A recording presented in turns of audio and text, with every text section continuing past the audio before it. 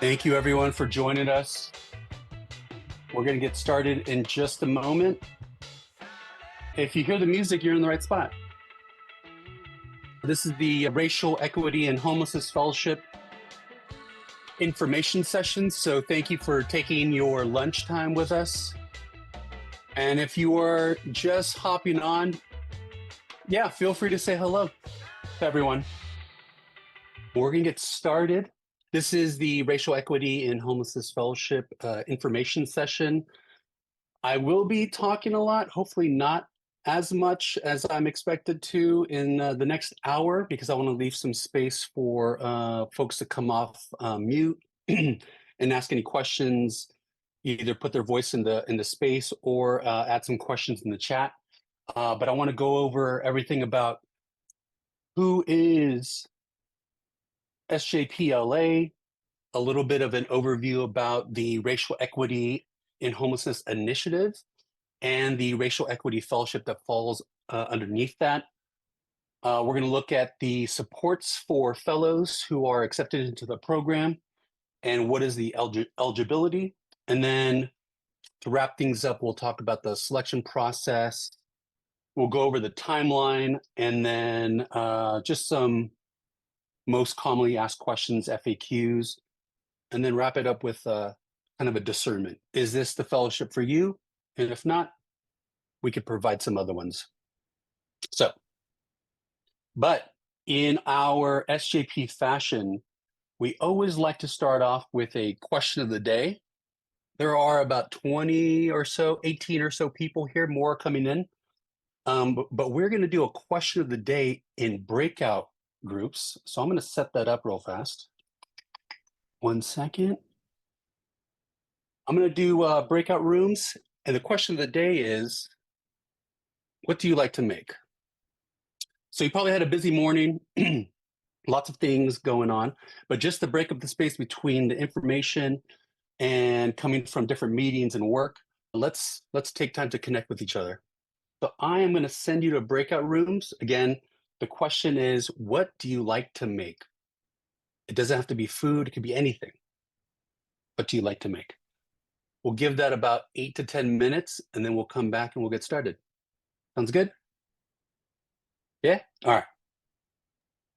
Have a good time. Welcome back. Melanie. Well, I'm glad that you all had some time to connect with each other, slow things down from what you're coming from, and slow things down for your lunch too, so you're not rushing eating. We're going to get to a little bit about who SJPLA or Social Justice Partners LA is in a second, but I want to share a little bit about me just so you know who I am. Again, thank you again for folks who went off mute, put your voice into the space, and shared a little bit about yourself. Appreciate that. My name is Frank Romero Crockett. I am the program manager for the Racial Equity in Homelessness Initiative here at SJPLA. I've been serving in the homelessness response sector for the last 7 years. First with United Way of Greater LA, where I did a lot of work in policy advocacy, comms and organizing work, trying to build supportive and affordable housing across LA County. So it was a lot of community meetings, a lot of council meeting, public comments, and organizing folks to go out there. So a lot of fun, but also very tiring work, good work. I did a fellowship program myself in Coro, Southern California, an executive leadership program, probably about 10 years ago. And even much more before that, in terms of my fellowship experience, led an undergraduate off-campus program for several years with college students, and I really enjoyed that too. I live here in Northeast LA area. I have 2 kids, 2 young girls, and trying to teach them what's up.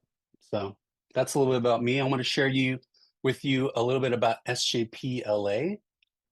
Our mission statement is we invest in, expand, and connect communities advancing racial and social justice.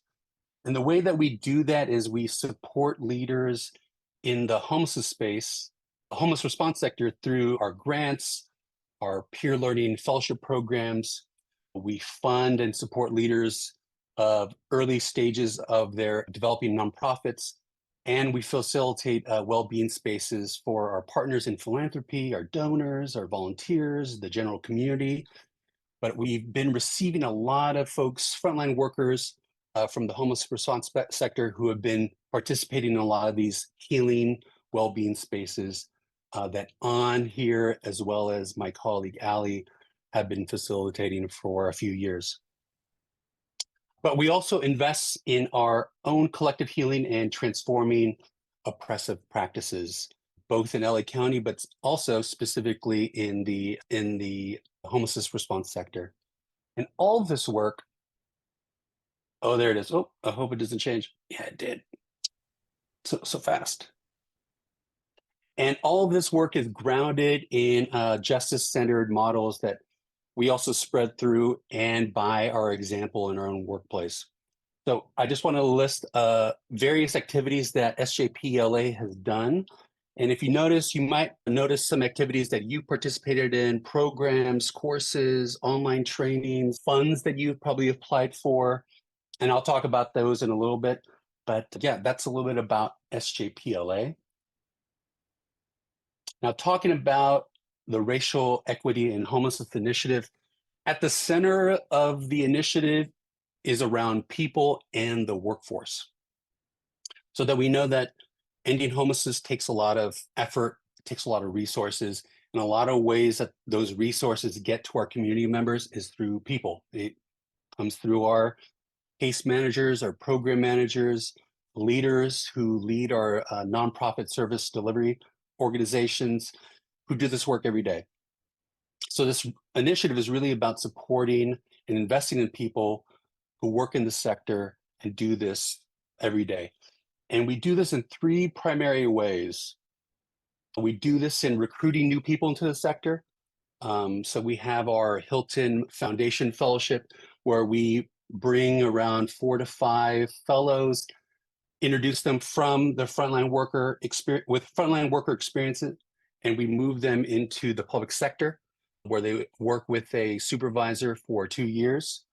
We're involved in a workforce development leadership table under United Way of Greater LA. In our Equip stream, we facilitate a fellowship program for mid to senior level managers and directors who want to lead with a racial equity lens and reflect on root causes to homelessness. We also support, again, like I said, we support workers who are healing justice work, whether that's through our monthly well-being series or our community care in the workplace courses. And then in the retain stream, we think and act more systemically, looking at ways of retaining all of these incredible people who work in the sector. So how do we think about paying a living wage across the sector? How do we look for ways to get more money out to workers when we have an opportunity to? And we've done this through a number of different ways of 2 rounds of our supporting frontline worker stipends and a well-being fund that happened about last year. And then lastly, you'll see the Racial Equity Executive Director cohort, where we work with executive directors and CEOs to think about what policies and strategies and practices they could change within their organization to better support their workers. I want to share this in the chat. Let me get the chat up so you can check this out. This is something that we put out recently. This is our living wage report that we conducted with Rand. If you get a moment, please check that out. Now, that's a little bit about the overall initiative at SJPLA. I want to tell you more about the Racial Equity Fellowship. For the fellowship, it's a 9-month program. We select anywhere between 14 to 17 fellows. We meet once a month, or Thursday of the month. It's a half day from 12 to 4 p.m. And we usually leave the late afternoon to evening open too, in case people want to gather and meet up. We typically do happy hours and hang out. That's optional. But for this, it's really about us creating a supportive community for BIPOC leaders who aspire to executive leadership. They want to move into the C-suite. They want to be a chief programs officer. They want to be a CEO, executive officer. They want to be a COO. You want to be leading not only your organization, but also you're thinking about how can I be in decision-making power to lead the sector overall. So we want to create a community of folks who aspire to this to be supporting each other. And for SJP, figuring out ways that we could support you in that process, in that journey. Now, in the program itself, we are supporting existing leaders in the sector, one, to lead with a racial equity lens, and also to take a zoomed out approach at looking at the structural issues that have created homelessness and explore the critical issues within the sector, like burnout, systemic racism, and white supremacy culture in the workplace. And lastly, we provide that space for BIPOC managers and directors to receive support, whether that's through SJP or through other fellows and alumni. We like to create a space where we could share resources and our own expertise and our own personal experience, and also share new frameworks to center racial equity and justice in your work, in your teams, at your organization. I'm going to share two more things, and I'll pause just for any quick questions, and then I'll go into more of the eligibility and timeline. For supports, each fellow who's accepted into the program will receive a one-time $2,500 unrestricted stipend paid directly to you by the end of fall 2024. The program starts September, goes until May. And so that support of that stipend you'll be receiving probably end of November, or early December. And also, fellows will have an opportunity to receive individual or group coaching that's focused on your personal life or your professional life or your well-being. We just want to provide as many opportunities for you to meet with a coach, meet with people that we work with, just for someone that you could talk to and kind of work through some challenges that you're experiencing in the workplace or at home. I'm going to share this last thing. For eligibility, and you probably saw this on the website, for eligibility, here, let me move this down. You must identify as BIPOC, that is Black, Indigenous, or person of color. You must currently work at an organization or agency within LA County's homeless response sector. Must currently hold a mid to senior level management position with about 5 to 7 years of work experience in the sector in general, not just at that organization, but within the sector or in homelessness in general. So if you, say, came from another city, you worked there for 4 years, you moved to LA, and you've been working here for a few years, just work experience in homelessness overall. And then you must have a track record of impact in your organization or within your sector. Now that's pretty open-ended in terms of like how you want to describe that, but is there something that you implemented that your organization now uses? Is there a way that you have impacted team development? Is there something that you've introduced that other organizations have used? Are you a part of any tables that are cross-sector that you participate in and that you engage with regularly? So that could be open, and that you'll probably describe that a little bit more in the application form. And then last, you must attend all fellowship sessions. Again, that is every third Thursday of the month, half day from 12 to 4 p.m. And we meet either virtually or in person. And now that we're a little bit further from COVID, we're trying to incorporate more in-person meetings. We typically do our in-person meetings at the California Endowment in downtown, which is really close to the Union Station, or if not, at the United Way's office on the 4th floor conference room.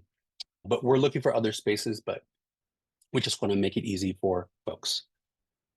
I'm going to pause there. I know I said a lot, but I want to pause there before I get into a timeline. I want to see if there's any questions that popped up for you. I'm going to stop the share. Feel free to go off mute, or if you want to add some questions in the chat. Thanks for listening. I don't like talking this much. You're doing great. Thank you. Thank I have to say everything is kind of self-explanatory, so. you. All right, good. No, that's a good thing. I love that. I love that. You're doing great. Anyone else? Any questions about the program itself? Selection. When is selection taking place? That's actually going to be in the timeline just right now. So I think we should just jump into it. Yeah. Okay, let's do it. All right, timeline. So the eligibility form is now open. I'm going to actually, I don't have the link right here, but we'll send it to you. But the eligibility form is now open.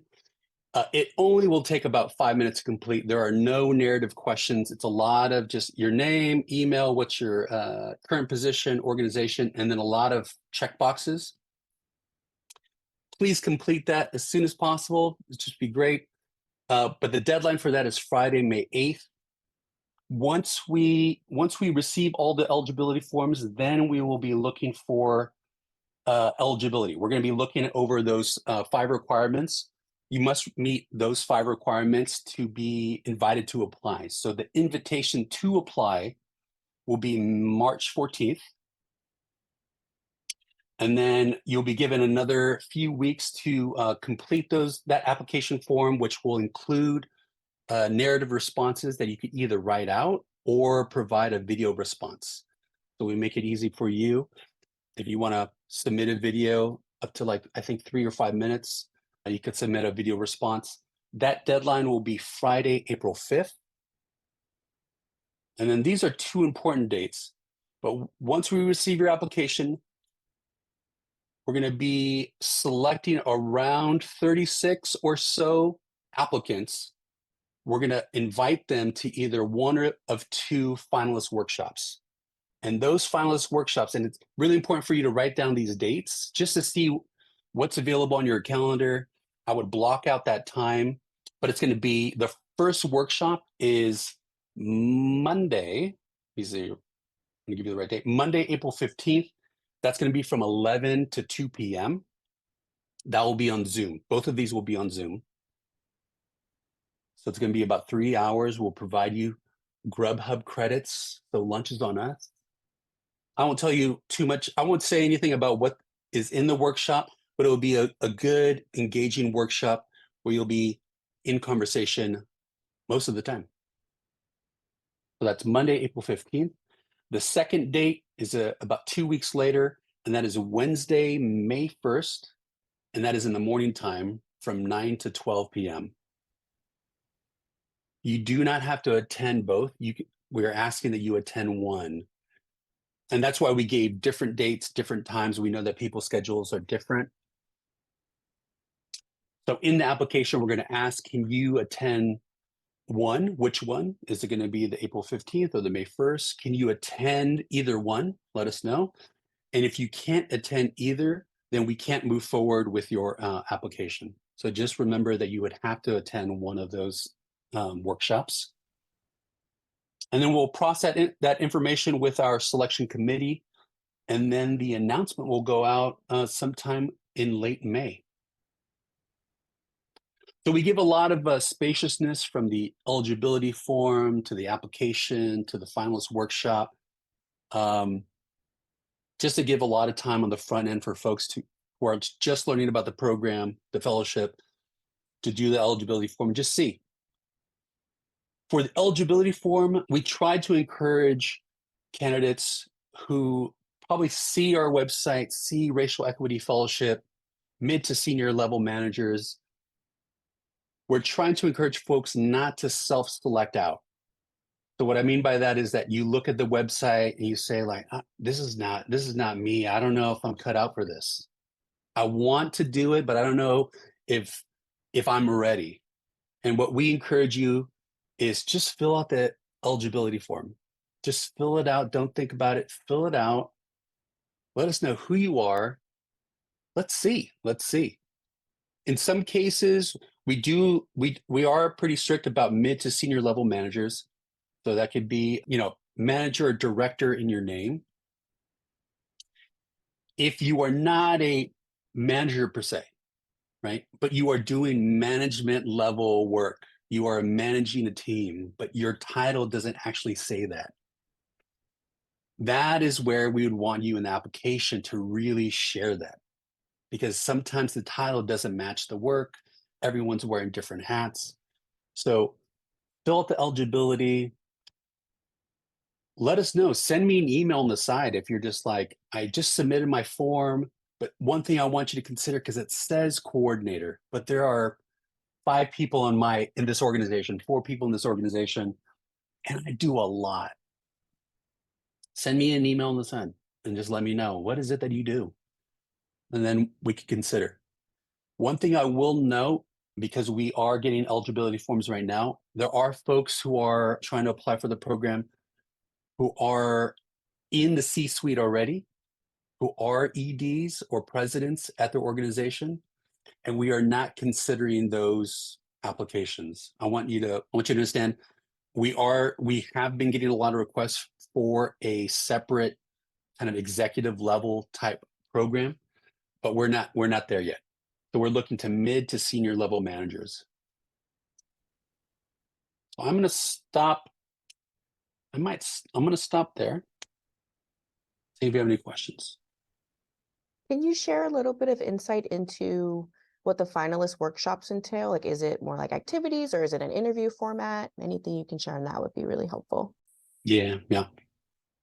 No, it is a lot more about activities. We do about 2 activities in breakout rooms. We invite our selection committee to participate, so they'll be in the breakout rooms more as observers, kind of just like watching where the conversation's going, kind of taking note, right? So for the finals workshop, we want folks to come as you are, come as comfortably as you are. It's not, we're not all frills. We're not looking for folks who are totally buttoned up, you know?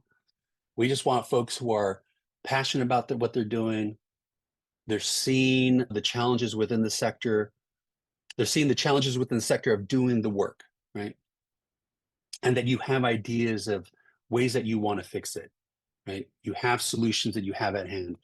There are things that you've implemented, but there are other things that you wish that you could get funding for or whatever. We're looking for folks who are willing to dedicate their time in the sector long term and go all the way, long haul. Yeah. Thanks for that question. Thank you.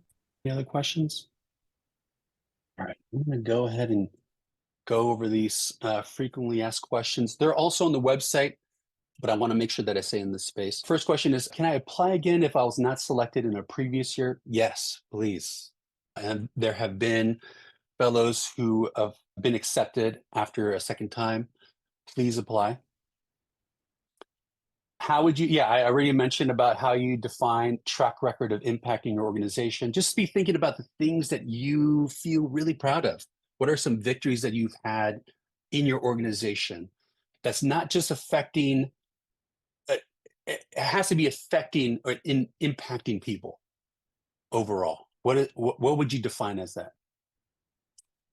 We've talked about what BIPOC. I'm a manager at a smaller nonprofit organization. Can I apply? Yes. We encourage that. Any subcontractor organization, please. Yes. You don't have to come from a larger service delivery organization. Everyone. I no longer work in LA County's homelessness sector. Can I apply? No. We are only looking for people within LA County. And then last but not least, just a few personal discernment questions that I think is important to lift up. And this is something I want you to reflect on. Even if you submitted your eligibility form already, that's great. But just be thinking about this if you are invited to apply. Do I feel called to executive leadership in the sector? Now, the higher and higher you go up, the more isolating it becomes and the harder it becomes. Hopefully, that model changes where we could share more of that work there. It could be more collaborative. But in the meantime, knowing that it's really, really tough. Yeah, the pay is great, but the work is really, really hard. Are you called? Do you feel motivated? Do you feel passionate to go into that and lead our sector for the next 15 years, 20 years, 30 years. We're looking for those folks. Do you have a personal commitment to racial equity and justice? We're not looking for folks who want to do things status quo. And we're not looking for folks to kind of just repeat or perpetuate oppressive practices to their teams, right? We don't want folks who finally get into the CEO position or executive leadership or executive director position and they're just terrible to work with. We're not looking for that. We're looking for folks who are like, I want to do things differently. I need tools, I need frameworks, and I need support. I need accountability. And that's one thing that we love about this fellowship now that we're going into our 4th fellowship program or our fellowship cohort. this number is growing. I think it's about 52 people so far. That's going to extend to over 60. And as we're growing this, we're hoping that this is going to be this accountability structure, that we're going to start developing relationships with alumni and really provide, hey, phone call. We have a little Discord community, online community. This is where I need support. This is where I need help. I'm looking for this. Does anybody have this? I need to create a living trust for my family. How do I do that? Personal stuff. We're looking for that level of support and camaraderie. And then last, do you want to work within the system to affect change? Not only is it hard to get into the C-suite and executive level, but do you really want to work to change the system for good?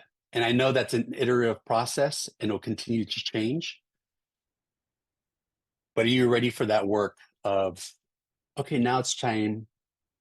It's now time to do things differently. What do we want to change? So those are some personal discernment questions I want you to be reflecting on in the next couple of weeks.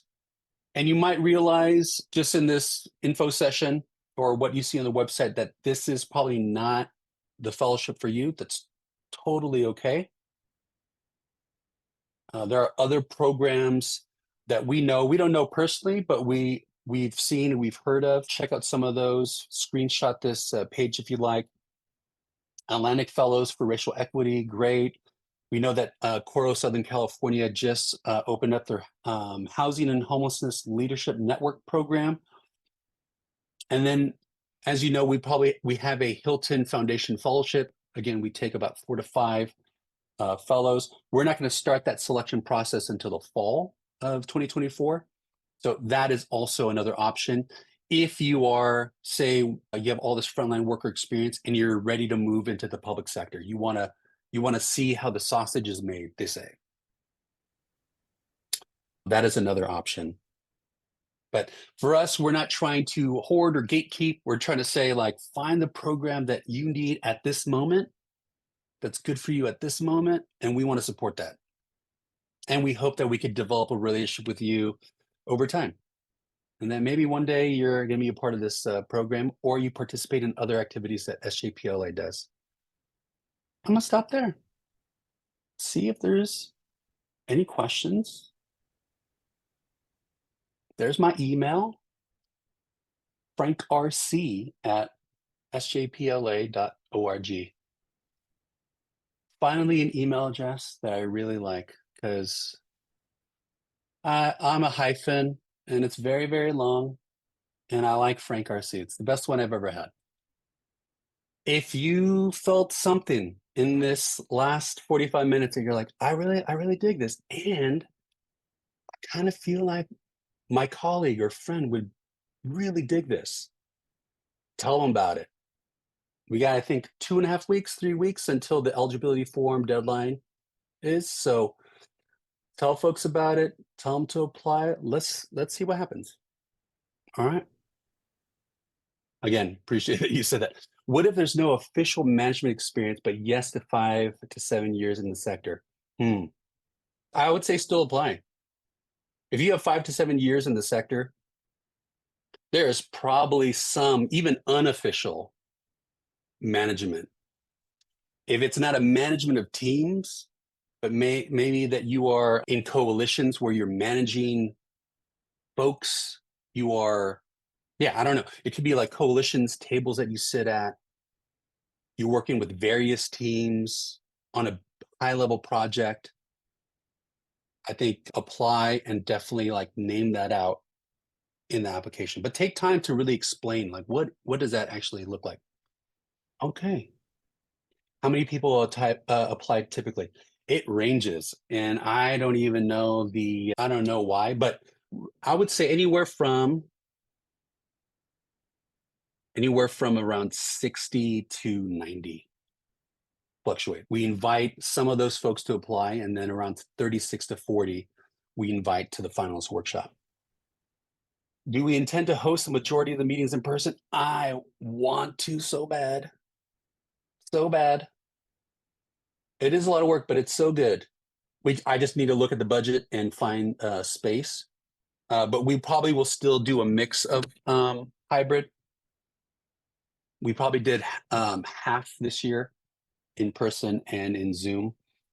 And hopefully that kind of tips more into in person. But we will give that information of like when those dates we're meeting in person up front, so that way it's not too hard to coordinate. Can we apply to multiple fellowships and opportunities? Yeah. Oh, at the same time. I mean, yes, yeah. I mean, as long as that Thursday afternoon is open, we are not asking for any additional weekends. You are not doing any additional, like a lot of work outside of that time frame. We don't want to put more labor on you with your busy work schedule. If anything, you might be communicating with some fellows on the side in preparation for the next session. But for the most part, if the fellowships don't conflict at the same time, I think that's okay. Is there a limited number of staff members from one organization that will be selected? That's a good question. We don't have a rule on this. We have accepted up to 2 from the same organization. Again, if the numbers are anywhere from 14 to 17 fellows, around 2 would be probably the tops. That's a good question. And I think that's about it. Okay. Last one. What if you already submitted the eligibility form? Will you let us know either way if we are invited or yes, we will communicate if you are invited, and we'll communicate if you are not. So we'll let you know. We're not going to keep you in the dark. I appreciate your time. I'm going to end with some music. Same song that you came into because it's so good. Have a good rest of the day. Bye. Thank you. See you, everyone.